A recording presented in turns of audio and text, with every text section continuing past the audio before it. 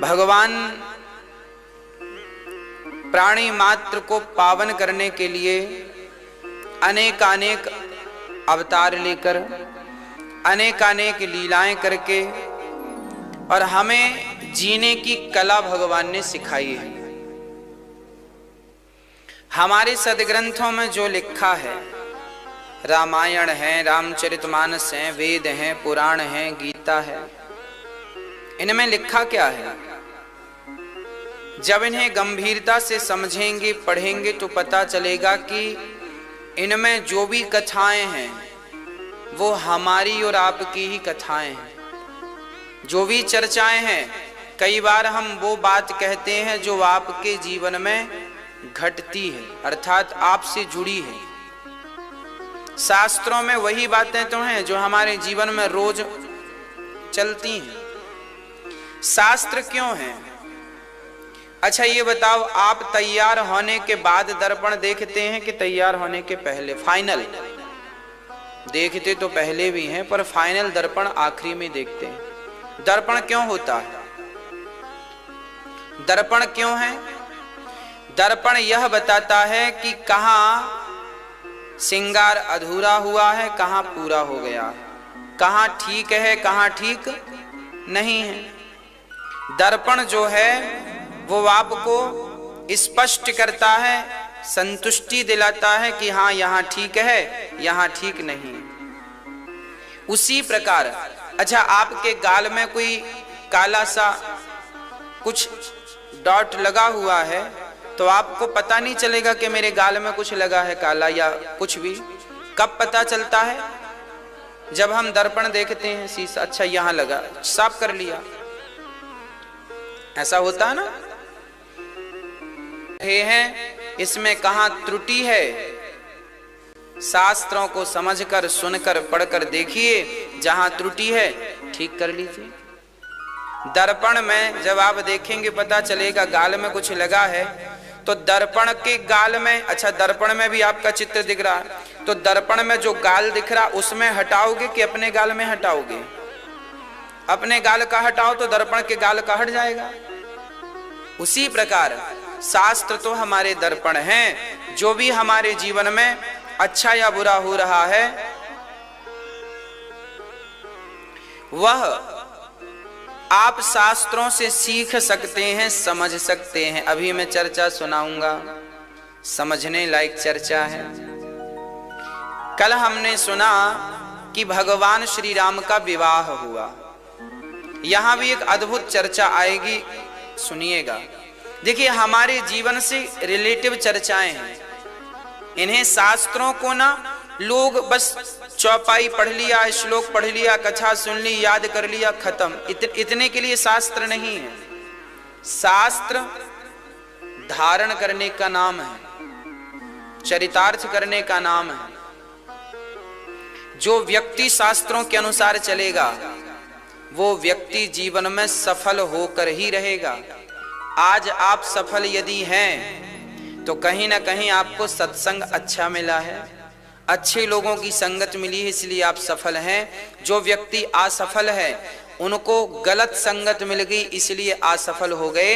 यदि अच्छे लोगों की संगत करते, शास्त्रों के अनुसार जीवन चलाते, तो याद रखना शास्त्रों को सुनने वाले को केवल भगवान ही नहीं, संसार का सारा सुख भी उसे प्राप्त होता है, चाहे कोई सा भी सुख हो। आपको धन चाहिए ना, आप शास्त्रों के अनुसार चलकर देखिए, आपको धन की प्राप्ति होगी।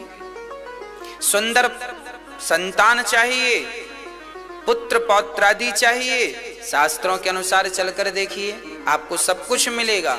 शास्त्रों पर विश्वास करके देखिए, उन्हें धारण करके देखिए, जो लिखा है उनका अनुसरण करके देखिए, जो चाहते हो सब कुछ मिलता है।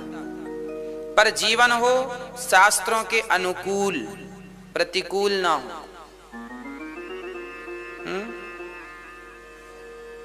भगवान श्री राम का विवाह माता सीता के संग, जैसे राम जी ने धनुष तोड़ा, श्री परशुराम जी आ गए।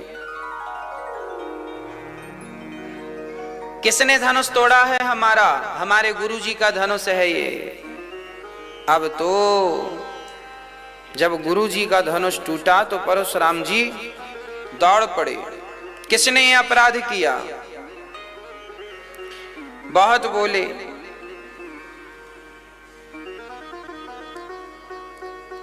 बहुत गुस्सा आई श्री परशुराम जी को। लक्ष्मण जी ने मोर्चा संभाला। गुरुजी राम राम। परशुराम जी बोले राम राम। कौन हो तुम? हम दशरथ के पुत्र हैं। तो धनुष किसने तोड़ा? लक्ष्मण जी बोले कि पहले राम जी बोले कौन ने धनुष तोड़ा? तो राम जी बोले नाथ शंभु धनु भंजनिहारा हुए है को एक दास तुम्हारा। कोई आपका दास होगा जिसने धनुष तोड़ा है, और किसमें ताकत है कि वो इस धनुष को तोड़ सके? उठा भी तो नहीं। भूप सहस 10 एक ही वारा लगे उठावन टरहिना तारा। हिलाने से हिला भी नहीं ये धनुआ। बड़ा कष्ट उठाया उठाने वालों ने। रावण की तो उंगली दब गई। रावण उठाने चला तो उंगली दब गई। ऐसा अन्य ग्रंथों में वर्णन है। रामचरितमानस में तो लिखा है कि रावण ने धनुष छुआ भी नहीं। रावण भी आया था सीता स्वयंवर में, रावण भी आया था, पर रावण ने धनुष छुआ नहीं।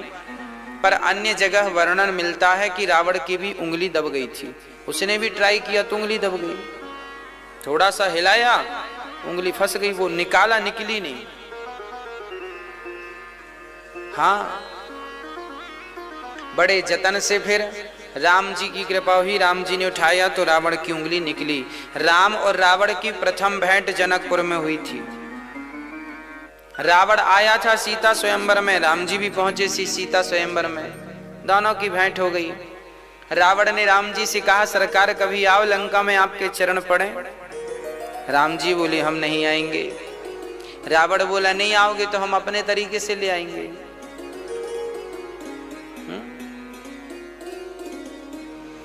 चलिए, ये तो बाद का विषय है। भगवान श्री राम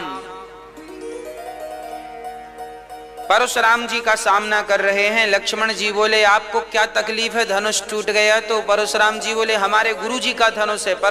लक्ष्मण जी बोले तो सुनो, हमसे दूसरा धनुष ले लो। ऐसे धनुष तो हम बहुत तोड़ते चले आ रहे हैं, क्षत्रिय बालक हैं। परशुराम जी आग बबूला हो गए। क्या समझते हो कोई साधारण धनुष है? तोड़ते चले आ रहे हो, जानते नहीं हो हम कौन हैं? लक्ष्मण जी बोले देखो हम बहुत जानते हैं आपको। आप वही परशुराम जी है ना जिसने अपनी मां का गला काट दिया था? वही हो ना? परशुराम जी बोले हाँ वही है। बाद में जोड़ भी तो दिया था, भूल गए? परशुराम जी ने अपने पिता की आज्ञा मानी। क्या हुआ था? परशुराम जी के पिता जमदग्नि थे ना।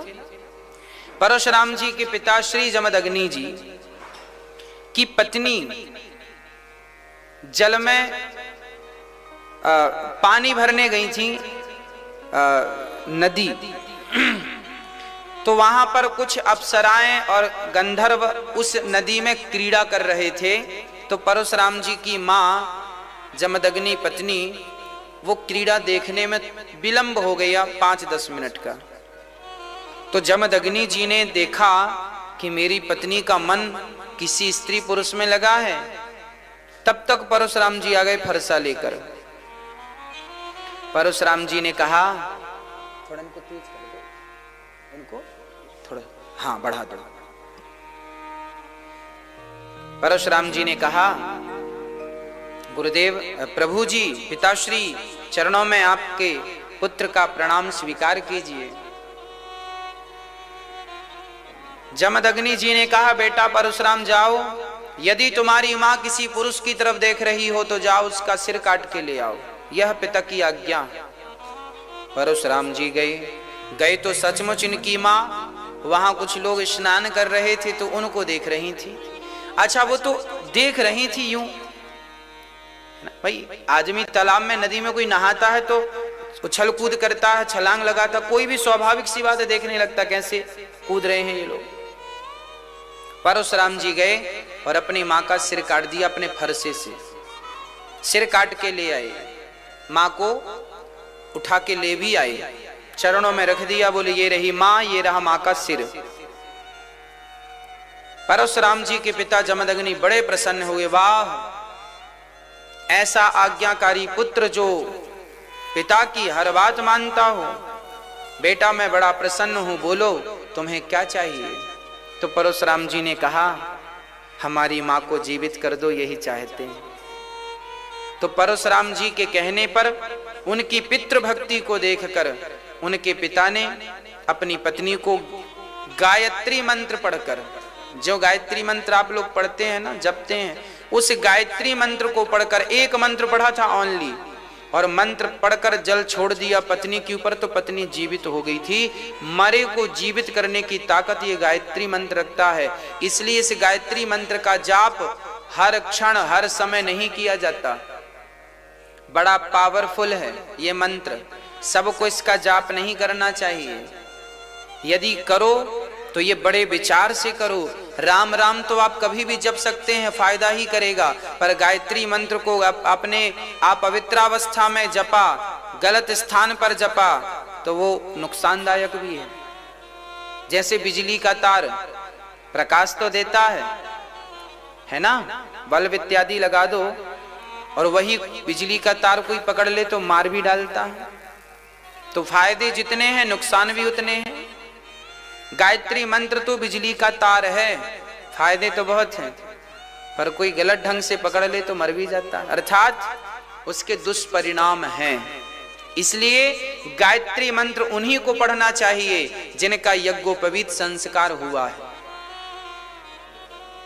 गायत्री मंत्र उन्हीं को पढ़ना चाहिए जिनका यज्ञोपवीत संस्कार हुआ है। और गायत्री मंत्र सिर्फ दिन में पढ़ा जाता है, रात को नहीं जपा जाता, क्योंकि ये वेद मंत्र है और वेद को रात में पढ़ने की आज्ञा शास्त्र नहीं देते,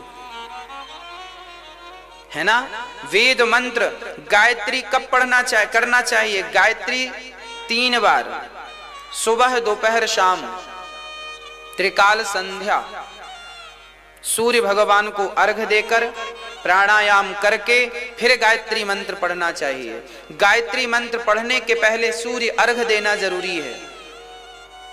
सूर्य अर्घ देकर प्राणायाम, ये नहीं है कि परशुराम जी ने अपनी माँ का सिर काट दिया तो आप भी अपने माँ का सिर काटो, बोले हम भी पिता के भगत हैं। वो परशुराम जी थे और माँ का सिर कटने के बाद उसे जिंदा भी किया।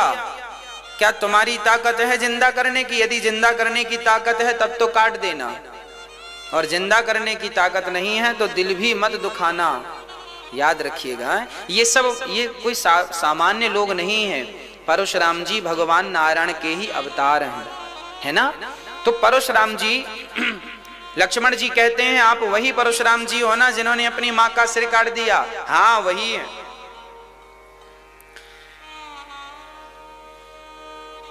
लक्ष्मण जी बोले धनुष टूट गया तो आप दुखी क्यों हैं? बोले हमारे गुरु जी का है।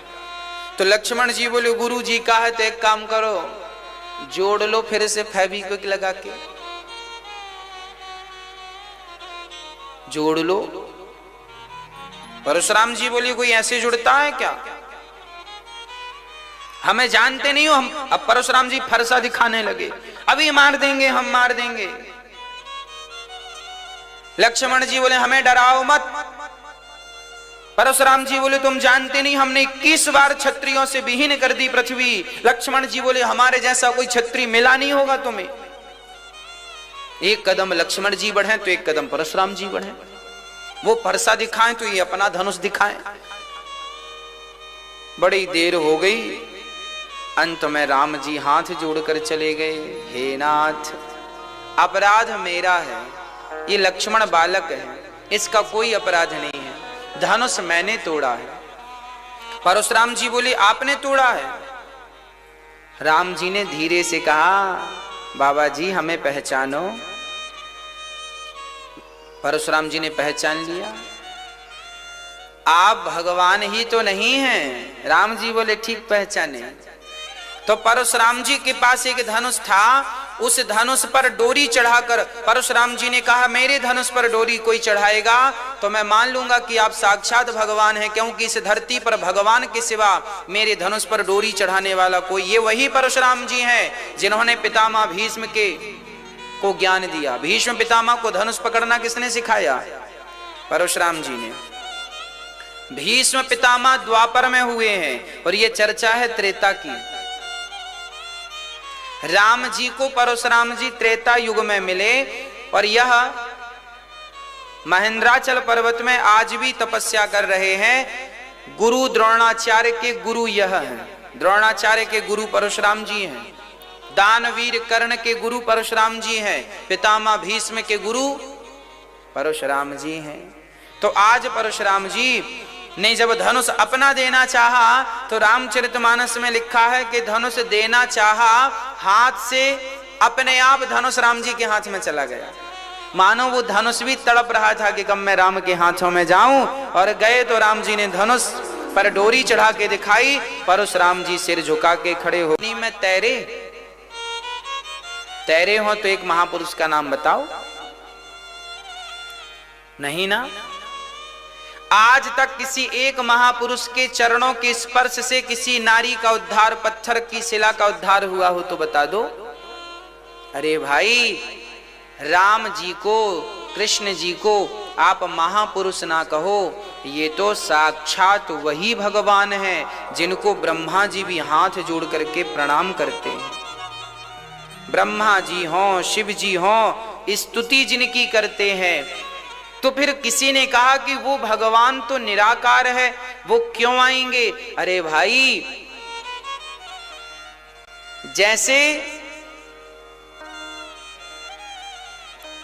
जैसे बहुत बड़ा राजा जो सबका सम्राट होता है, वह राजा जब अपने बच्चों के साथ खेलता है तो बच्चों के लिए घोड़ा बन के उन्हें अपनी पीठ में बिठा लेता है कि नहीं?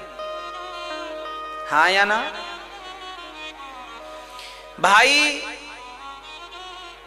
भारत के प्रधानमंत्री हों या राष्ट्रपति हों, उदाहरण के लिए समझिएगा, आज भारत के राष्ट्रपति श्री रामनाथ कोविंद जी हैं। जब ये अपने घर जाते होंगे, हमारे लिए तो राष्ट्रपति हैं, हमारे लिए तो बड़े सम्माननीय व्यक्ति हैं, आपके लिए भी हैं, पर जब ये अपने घर जाते होंगे और इनका नाती इनकी गोद में आता होगा और कहता होगा कि हमें आपकी पीठ में बैठना है, तो राष्ट्रपति जी बैल बन जाते होंगे और नाती उनकी पीठ में बैठ के चलता होगा। हाँ या ना? तो हम सबके लिए तो माननीय वंदनीय राष्ट्रपति जी हैं, पर अपने नाती के लिए तो उनके दादा ही है ना। और दादा तो बैल भी बन जाए, घोड़ा भी बन जाए, चल अपने पीठ पे बिठा के तुझे 4 कदम घुमाऊं। क्यों घुमाऊं? उसकी खुशी के लिए। इससे क्या होता है? बच्चे की खुशी होती है। जैसे बच्चे की खुशी के लिए दादा घोड़ा बन जाता है, पिता घोड़ा बन जाता है केवल बच्चों की खुशी के लिए, उसी प्रकार वह निर्गुण निराकार परमात्मा भक्तों की खुशी के लिए आज सगुण साकार बन करके प्रकट हो गया है। 2 हाथ 2 पांव वाला बन के प्रकट हो गया है, आपके और मेरे जैसा बन के प्रकट हो गया है। अब वो दिखता तो मेरे और आपके जैसा है।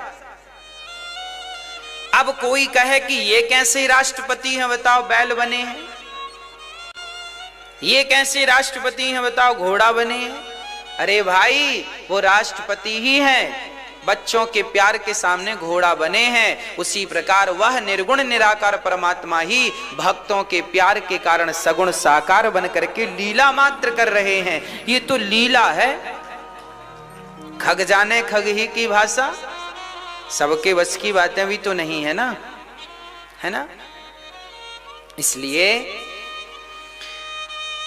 श्री राम संदेह का नहीं, श्रद्धा का विषय है। इसे श्रद्धा से समझिए, समझने का प्रयास करिए। प्रिय भक्तों, जब दशरथ जी महाराज के यहां अब चले गए तो तैयारियां होने लगी। सिया जी ने माला पहनाया है, राम जी बड़े प्रसन्न भये। अब जनकपुर से एक व्यक्ति पत्रिका लेकर के गया। कहां? दशरथ जी के आंगन में। दशरथ जी बधाई हो, खबर मिली, जनकपुर से लोग संदेशा लेकर आए हैं। पत्रिका पढ़ी गई राज दरबार में, लिखा था दशरथ पुत्र राम ने धनुष तोड़ दिया है, सिया से विवाह होना है, फलानी तारीख फिक्स हुई है, इस तारीख में विवाह फिक्स हुआ है, गुरुजनों ने किया है, कृपया आप बारात लेके पधारें। अब तो राम जी की बारात चली। दशरथ जी ने सारा सामान इकट्ठा किया और गांव के बच्चों से लेके बूढ़े तक अब बारात में चल पड़े। झूम झूम के बाजा बज रहे हैं और रथ पे रथ, सोने के रथ, चांदी के रथ, खूब रथ तैयार भये, नगर के लोग तैयार भये और बारात चली। अद्भुत बारात थी, है ना। अब जब बारात चली तो रास्ते में लोगों ने पूछा, भैया बारात किसकी है? लोगों ने कहा राम जी की बारात। तो गांव वालों ने पूछा कि फिर दुल्हा कहां है? अब बताओ, दशरथ जी से किसी ने पूछा होगा कि भैया बारात तो ले जा रहे हो, दुल्हा कहां है? तो दशरथ जी ने क्या जवाब दिया होगा? क्या कहा होगा? दुल्हा तो नहीं है। अरे नहीं है, इसे क्या मतलब है? हाँ हाँ, दुल्हा पहले ससुराल में। अरे पहली ऐसी बारात के दुल्हा पहले ही से ससुराल में।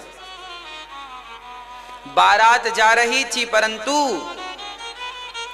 बारात तो थी पर दुल्हा नहीं था। पानी बरस रहा था पर बूंदें नहीं थी। पंचायत बैठी थी पर न्याय नहीं था। ये तीन घटनाएं अक्सर लोग पूछा करते हैं, कहां कहां की घटनाएं हैं। बारात जा रही थी पर दुल्हा नहीं था, ये तो राम की घटना है कि दशरथ जी बारात लेकर जा रहे हैं। शत्रुघ्न और भरत जी तो हैं। अरे पहले से पता होता कि इनका भी विवाह होना तो इन्हें ही दूल्हा बना लेते, पर दशरथ जी को तो ये पता था राम का विवाह है, लक्ष्मण का भी अभी फिक्स नहीं हुआ। वो तो जनक जी जब चारों को देखेंगे तब उनके दिमाग में बात आएगी कि ये चार हैं और हमारी छोरियां भी चार हैं। बार बार का खर्चा कौन करे, एक बार में ही निपटाओ, है ना। अब बारात चली पर दुल्हा नहीं, पानी बरस रहा था पर बूंदें नहीं। जब भगवान श्री कृष्ण ने गोवर्धन उठाया था तब इंद्र ने मूसलाधार पानी बरसाया। पानी तो बरस रहा था पर बूंदें कहां चली गई पता नहीं। अगस्त जी पी गए। और तीसरी बात है कि पंचायत बैठी थी परंतु न्याय नहीं था। ये प्रसंग है द्रौपदी का। द्रौपदी, पंचायत पांचों पांडव बैठे थे, बड़े बड़े पंचायती लोग बैठे थे पर न्याय नहीं था। ये तीन घटनाएं, जिसमें एक घटना पर हम चर्चा करें, एक बात पर विचार करें। जनक जी के यहां बारात पहुंची। अब जनक जी ने बड़ा स्वागत सम्मान किया। अच्छा, दशरथ जी जब एक गांव से निकले तो बोले कि भाई दुल्हा तो आगे है। लोगों ने बड़ी हंसी उड़ाई। तो दशरथ जी को लगा बात तो सही है, तो दशरथ जी ने भरत को आगे के रथ में बिठाल दिया दुल्हा बना के। कोई पूछे दुल्हा कहां, बोली ये भाई। अब किस किस को बताएंगे कि दुल्हा पहले से है, तो समाधान तो निकालना पड़ेगा। तो भरत को दुल्हा बना के बिठाल दिया। अब भरत जी दुल्हा बन के बैठे हैं, चल रही है बारात, चल रही है। चलती चलती जनकपुर पहुंची। और जब जनकपुर पहुंची, बड़ा अद्भुत दर्शन। जनक जी ने स्वागत किया दशरथ जी का। वाह, अद्भुत नजारा। जनक जी का भी क्या सुंदर नगर था। जनकपुर कैसा था जानते हैं? बड़ी चौड़ी चौड़ी सड़कें थी, एक से बढ़कर एक मकान थे। आहा, सारे मकान चारों तरफ से खुले थे। वास्तु का पूरा ध्यान रख करके मकान बनाए गए थे। आप लोग भी मकान बनाया करो तो जरा मकान बनाने के पहले एक छोटा सा विचार कर लिया करो, है ना। आजकल हम देखते हैं लोग मकान बनाते हैं ना, तो सामने की सड़क में जितना कब्जा कर सकते हैं कर लेते हैं। इनको बोलते हैं मूसर, मूर्ख। आपने देखा होगा सामने यदि 10 फीट की सड़क है और सड़क के किनारे कोई घर बना रहा है तो वो 2 फीट दबा लेता है, सड़क पे ही कब्जा कर लिया। अब जब टूटेंगे सो बाद में देखी जाएगी, पर पहले तो समस्या हो ही गई। कई गलियां तो ऐसी हो गई, लोगों ने ऐसा कब्जा कर लिया। अब देखना, ऐसा कब्जा कर लिया कि कार घर में खरीद कर लाए तो कार घर तक ही नहीं पहुंचती, क्योंकि सड़क नहीं है। कार तो है पर कार को घर तक ले जाने के लिए सड़क में कब्जा कर लिया। 1 फीट इस तरफ वाले ने दबा लिया, 1 फीट इस तरफ वाले ने दबा लिया, और जो ज्यादा दमदार है वो 2 और 3 फीट भी सड़क दबा लेता है। आप लोगों ने तो नहीं दबाई? हाँ, लोग अपने आप को बड़ा होशियार समझते हैं, हमने सड़क दबा ली, हम बड़े होशियार हैं। तुम गधे हो। गधे इसलिए हो कि कल को तुम्हारी बेटी जब विदा होगी ना, तो तुम्हारे द्वार पर गाड़ी भी नहीं आएगी कि तुम द्वार के सामने बेटी को बिठा सको, विदाई दे सको। पैदल ले जाना पड़ेगा बेटी को चौराहे तक, जहां तक गाड़ी आ रही है। तो इनको मूर्ख कहेंगे कि होशियार कहेंगे? हाँ, समझदार वह है जो घर बनाते समय अपनी जगह, आपका प्लॉट में भी कम से कम वो घर सबसे उत्तम होता है जिस घर की चारों तरफ आप परिक्रमा लगा लें। याद रखिएगा, वास्तु कहता है कि घर बनाते समय घर ऐसा बनाइएगा जिस घर की आप सारी परिक्रमा लगा लें। भले 2-2 फीट जगह छोड़ो चारों तरफ, पर चारों तरफ जगह छोड़ोगे, जिस घर में चारों तरफ से प्रकाश मिलेगा उस घर में कोई भी वास्तु दोष काम नहीं करता है ना। कोई भी वास्तु दोष काम नहीं करता यदि घर की इसलिए पहले के जमाने में घर ऐसे ही बनते थे, आगे आंगन होता था, पीछे बाड़ी होती थी, है ना। चलो चारों तरफ से ना खोल सको तो आगे और पीछे से तो घर को ओपन रखो, अर्थात पीछे भी थोड़ी सी जगह छूटी हो, आगे भी। आंगन वाले घर बहुत शुद्ध माने जाते थे, इसलिए हमारे भारत में पहले आंगन वाले घर ही बनते थे। उन घर में कोई वास्तु का दोष नहीं होता था, घर में बड़ी खुशियां होती थी, बड़ा सुख मिलता था। आज के घर तो वास्तु का ध्यान जो रखते हैं सो बढ़िया है, जो नहीं रखते तो फिर बड़ा परेशान होते हैं, है ना। किस दिशा में क्या होना चाहिए ये विचार कर लो। घर बनाने के पहले एक बार कोई समझदार से पूछ लो। और आजकल तो YouTube का जमाना है साहब, सब चीजें मिल जाती हैं घर बैठे, कहीं जाने की जरूरत नहीं। कहां पर क्या बनाना है, घर की किस दिशा में रसोई होनी चाहिए, रसोई आग्नेय कोण में होनी चाहिए। आग्नेय कोण किसे कहते हैं? दक्षिण और पूरब का जो कोना है उसे आग्नेय कोण कहते हैं। दक्षिण दिशा और पूरब दिशा का जो कोना है उस दिशा में रसोई होनी चाहिए। पूजा कहाँ होनी चाहिए? ईशान कोण में। पूरब और उत्तर का जो कोना है उसमें रसोई होनी चाहिए, पूजा का काम होना ईशान कोण में। ईशान कोण किसे कहते हैं? पूरब और पूरब दिशा और उत्तर दिशा का जो अंग कोना है, पूरब और उत्तर की तरफ की जो जगह है आपके घर में उसे बड़ी शुद्ध रखना चाहिए। वो जगह यदि शुद्ध है तो घर में शुद्धता बनी रहती है, घर में शांति बनी रहती है। उस दिशा में धोखे से भी लाइट बात मत बनवा लीजिएगा, नहीं तो जीवन रोते रोते गुजरेगा। पूरब और बोलो, पूर्व और उत्तर का जो कोना है वहां कदापि लाइट बात नहीं होनी चाहिए। कहां होनी चाहिए लाइट बात? दक्षिण और पश्चिम की तरफ, है ना। घर में जो आपका प्लॉट एरिया है, माना कि आपका 30 बाई 30 का प्लॉट एरिया है या 30 बाई 50 का प्लॉट एरिया है, तो 30 बाई 30 में जो पूरब और उत्तर की तरफ का कोना है उसमें तो आप शुद्धता रखो, वहां सीढ़ियां भी नहीं होनी चाहिए। अब जिनके घर में हैं कृपया तोड़ मत देना।